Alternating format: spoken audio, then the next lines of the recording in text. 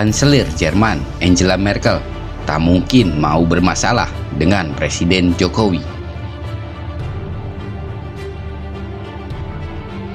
Sebelum kita lanjut, jangan lupa subscribe dan nyalakan loncengnya agar tidak ketinggalan info terbaru lainnya dari Tanda Kutip.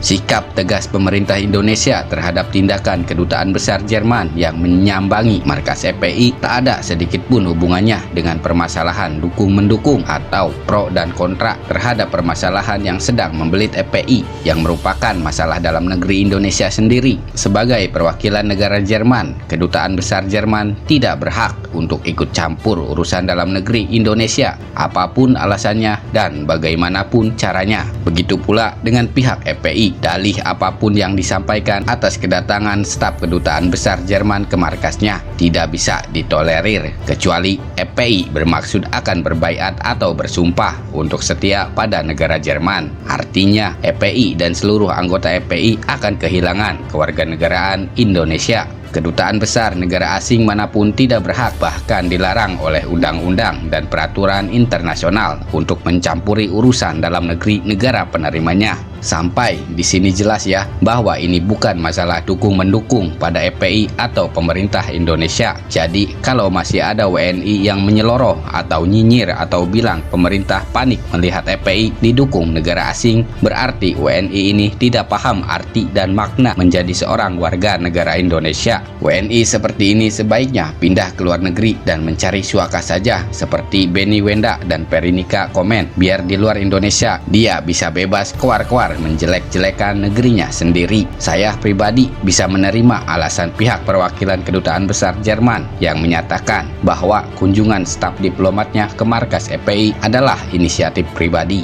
karena alasan apapun hukumnya sah untuk disampaikan. Namun pada waktu yang bersamaan, seluruh rakyat Indonesia jadi bisa mencibir pemerintah Jerman yang tak mampu menseleksi warganya untuk dijadikan seorang diplomat, atau gagal mendidik staf diplomatnya terkait masalah etika diplomasi negara.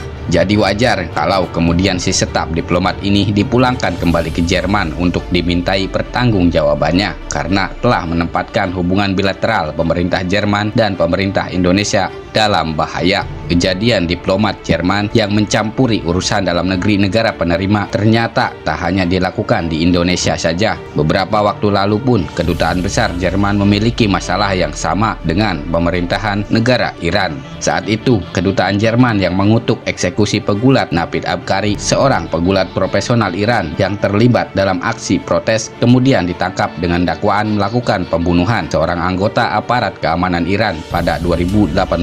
Dalam pemeriksaan, Navid Abkari mengakui telah melakukan perbuatan itu, tapi belakangan atlet berusia 27 tahun itu menerangkan dia membuat pengakuan karena mengalami penyiksaan. Teheran mengeksekusi Navid Abkari dan memicu keterkejutan dan kecaman luas dunia internasional. Kecaman keras Kedutaan Besar Jerman diposting di akun Twitternya dan mengutuk eksekusi Navid Abkari. "Kami sangat terkejut dengan eksekusi Navid Abkari," bunyi pernyataan itu. Tidak dapat diterima bahwa hak-hak dasar diabaikan untuk membungkam suara-suara yang menentang. Atas postingan tersebut, Kementerian Luar Negeri Iran memanggil Duta Besar Jerman di Teheran, Hans Udo Muzel, untuk memprotes keras tanggapan yang dibuat di media sosial Kedutaan Jerman yang mengutuk eksekusi pegulat Navid Abkari. Kedutaan asing seharusnya tidak menjadi corong bagi kelompok oposisi Iran dan setidaknya harus mematuhi norma-norma diplomatik, kata Ali Bagheri dari Kantor Urusan Internasional Departemen Kehakiman Iran. Modus serupa yang dilakukan Kedutaan Besar Jerman di Iran juga dilakukan di Indonesia. Media sosial resmi Kedutaan Besar Jerman juga mengunggah status yang sama yang menuliskan,